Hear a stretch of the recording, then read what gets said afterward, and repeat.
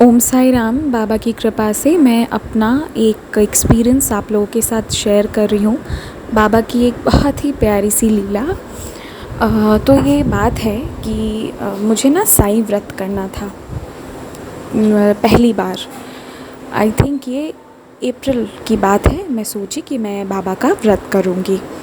अब होता क्या है कि दो तरीके से होता है ना, एक होता है कि सिर्फ मीठा खाकर करते हैं और एक होता है कि सिंधा नमक में खाना खाकर करते हैं। तो सिंधा नमक में खाना खाने वाला जो सेकंड ऑप्शन था, मैं सोची वो ना करके मैं फ़र्स्ट ऑप्शन जिसमें ना लोग सिर्फ मीठा खाकर रहते हैं, मैंने पहले कभी किया नहीं था, तो मैं सोची कि मैं वैसा ही करूँ। हाँ, हालांकि बाबा को ये पता है कि जब तक मैं नमक ना खा लूँ मुझे अच्छा फ़ील नहीं होता है। लेकिन फिर भी मैं सोची कि चलो ठीक है, मैं इस बार करूँगी, फ्रूट्स खा के रहूँगी दिन भर। औरों को देखकर मैंने भी ये सोच लिया था।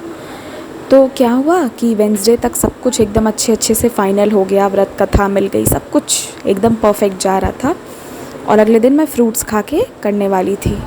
अब जैसे ही, और मैंने और लोगों से भी सुना था कि जिस दिन आप व्रत करेंगी ना तो आपको बहुत अच्छा फ़ील होगा, आपको भूख नहीं लगेगी, आपका मन उधर नहीं जाएगा, आप बहुत सैटिस्फाइड फ़ील करेंगी। ये सब चीज़ें लोग मुझे बता रहे थे। तो मैं ये सोच रही थी कि चलो ठीक है, ऐसा है तो मैं करती हूँ ये वाला व्रत इसी तरीके से, सुबह से मतलब फ्रूट्स खा के।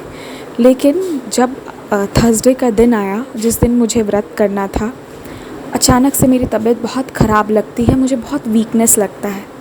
और इतना वीकनेस लगता है कि मैंगो खाने के बावजूद मेरा कुछ भी मुझे अच्छा फ़ील नहीं होता है। और मुझे लास्ट में खाना खाना पड़ा, जो सिंधा नमक में बना था नॉर्मल खाना, वो मुझे खाना पड़ा और मुझे बहुत गुस्सा भी आया।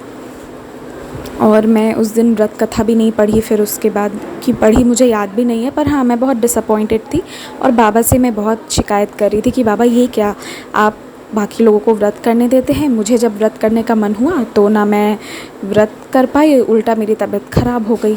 तो ये चीज़ें हुई और मैं लंबा व्रत करने का सोची थी, 9 ऐसा गुरुवार करने का मैं सोची थी। अब ये होता है इसके बाद ही, इसके जस्ट बाद ही, अगले थर्सडे आने से पहले हमारे घर के एक सदस्य को हो जाता है कोरोना और कोविड हो जाता है। तो उसके बाद साईं व्रत छोड़िए, उस समय हम लोगों की हालत ऐसी हो गई थी कि हम बस बाबा की उदी लेके बाबा के भरोसे थे। और उस समय डॉक्टर ने जो जो खाने कहा था हम सब कुछ खा रहे थे, लहसुन प्याज सब कुछ खा रहे थे, चाहे थर्सडे हो या कोई भी डे हो। तो उसके बाद आने वाले कुछ वीक्स तक कोई व्रत नहीं हो पाया। तो मैं ना बाद में कल बैठ के जब मैं सोच रही थी, तब मैं रियलाइज़ की कि बाबा मुझे व्रत नहीं करने दिए थे क्योंकि बाबा को मालूम था ऐसी आफत आएगी। और हाँ, कोविड से वो ठीक भी कर दिए, बिल्कुल ठीक कर दिए। पर क्योंकि बाबा को पता था कि ऐसी आफत आएगी और व्रत कर पाना मुश्किल हो जाएगा, क्योंकि जिनके घर पे कोविड है ना, उनको तो बिल्कुल भी फ्रूट्स खा के व्रत करना अलाउ भी नहीं है। तो ये बाबा की बहुत बड़ी लीला हुई थी। स्टार्टिंग में मैं नाराज़ हो गई थी कि बाबा नहीं करने दे रहे हैं, पर बाद में मुझे लगा कि अगर मैं कर ली होती ना तो मैं बहुत प्रॉब्लम में लैंड कर जाती।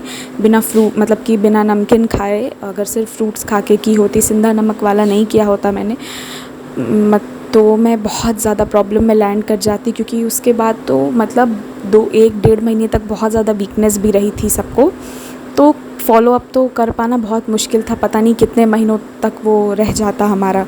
और फिर क्योंकि सिंधा नमक वाला हुआ तो फिर वो हो पाया, बाबा की कृपा से 9 व्रत हो पाए उसके बाद। तो ये मुझे इससे ये भी चीज़ समझ में आया कि सच में हमसे ज़्यादा बेहतर बाबा जानते हैं। तो जब हम उन पे कंप्लीट सरेंडर कर दिए तो हमें परेशान नहीं होना चाहिए।